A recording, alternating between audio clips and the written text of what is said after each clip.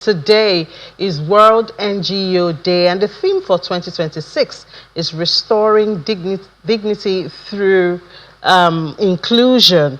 It underscores the truth that dignity isn't just a quality of life for a few, but a fundamental human right for all citizens. Why do we even need to celebrate the World NGO Day? What impact the NGOs been making over the years? We have the chairman of the Global NGO Stakeholders Summit joining us virtually from Nairobi, Mr. Tuva Adams. Mr. Adams, good morning and welcome to the program. Good morning, good morning.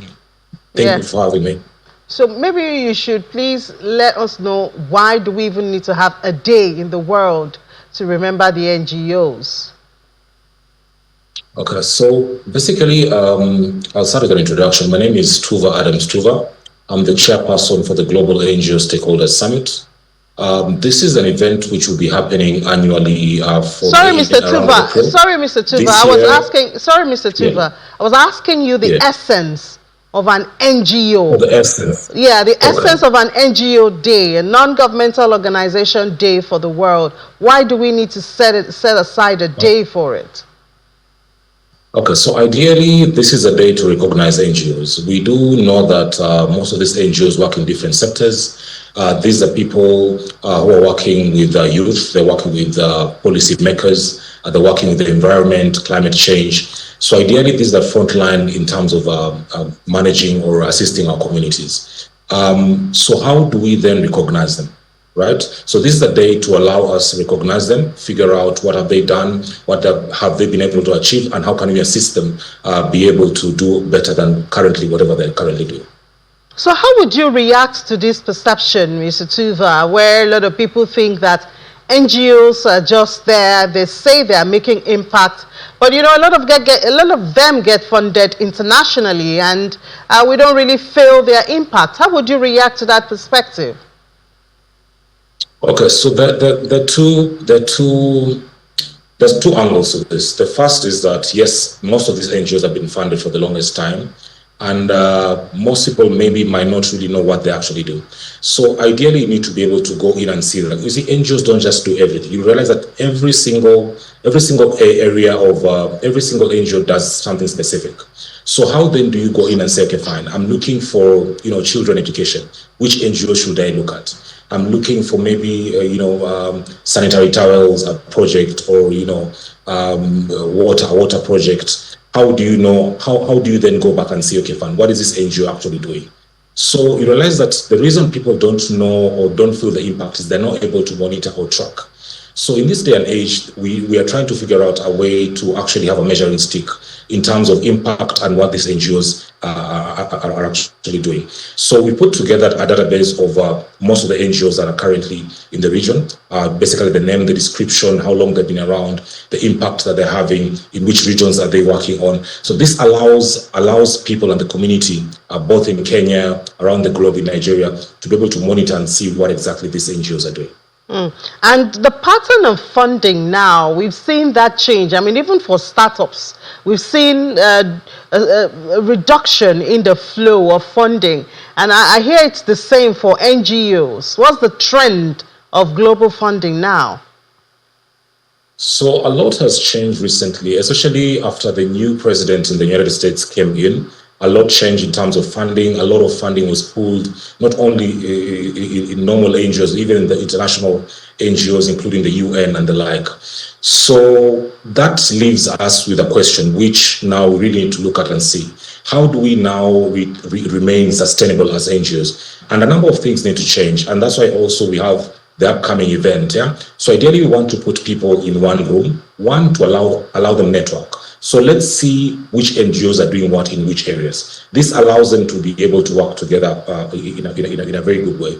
How then do we also allow the project to be sustainable? We do have banks which support NGOs or support communities. Sometimes they focus on youth, sometimes they focus on women, but ideally banks and other private sector also come in terms of CSR and also financial institutions shaping sustainable projects which are able to sustain community development. So ideally, we need to sit down and rethink how NGOs used to get funding. So we should not always be looking at the West or the East right now. We should be able to have sustainable projects. For example, if you have a farmer expecting manure every 3 months in term supported by the NGO, how do we then empower them so that after 1 year they're able to go in and be able to also support themselves in terms of getting their own manure and support farming for themselves? So that's the kind of reality we need to look at. No longer just be handing over or handing out gifts and handouts. We should be able to ensure that these communities are able to sustain themselves. And that's a conversation we need to have. Yes. Yeah, and this time that Africa is talking about looking inwards, how responsive are the sources of funds within the continent? How responsive are they now? Okay, I'll be very honest and tell you that we started putting together the Global NGO Stakeholder Summit like sometime last year, and so far the response has been so impactful. This is from private sector, government. So you're talking about guys in Nigeria. This event is happening in Nairobi. We have delegates from Nigeria, South Africa, Malawi, Zimbabwe, Ethiopia. So every single person is very, very interested in being part of this conversation. Actually, one of the first people we actually got in contact with or reached out to us to be part of this event is actually people in Europe. So I can tell you for free, it's affecting a lot of people. A lot of these NGOs have lost their employees. We're talking about cutting of funds by almost half or even more. Most of the employees have gone home, right? Most of the communities which used to rely on this particular services or support from these NGOs is currently cut off. Things like ARVs, education fees being paid by these NGOs, all that is cut out. So I can tell you that it's affecting a number of people, and we are getting a lot of support even from government, regarding the same project. So we do believe that Africa can self-sustain and support its own communities. Yeah, well, that sounds good to hear. But I mean, looking at this year's theme, it has to do with inclusion, youth empowerment, community development, policy advocacy, putting all of that together. As the chairman of this Global NGO Stakeholder Summit, how are you driving this message to the world, especially for Africa? Yeah. So ideally, what we're providing is mostly a platform. We are providing a platform for dialogue. We're providing a platform where people can partner. How do we interact with each other? How do we then have the CBOs talk to the NGOs? How do we have the NGOs talk to the international NGOs? How do we come up with concept papers which can be provided to governments, not only in this country, but other governments to influence change? How do these governments then adopt those policy papers to actually make change? The simple things like CSR arms of private sector. Instead of us giving them maybe something small regarding a tax incentive, and we can give them something a bit bigger. Allow them to even go to 10%, 13%, 15% of their income to support community. This is something which we can actually do practically and have done.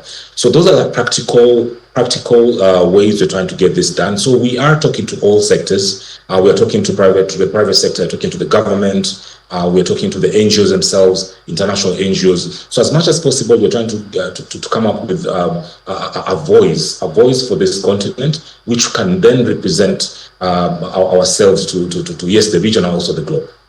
All right, thank you so much, Mr. Tuva Adams, the chairman, Global NGO Stakeholder Summit. Thank you for your time on the program. Okay, thank you very much. Thank you for it.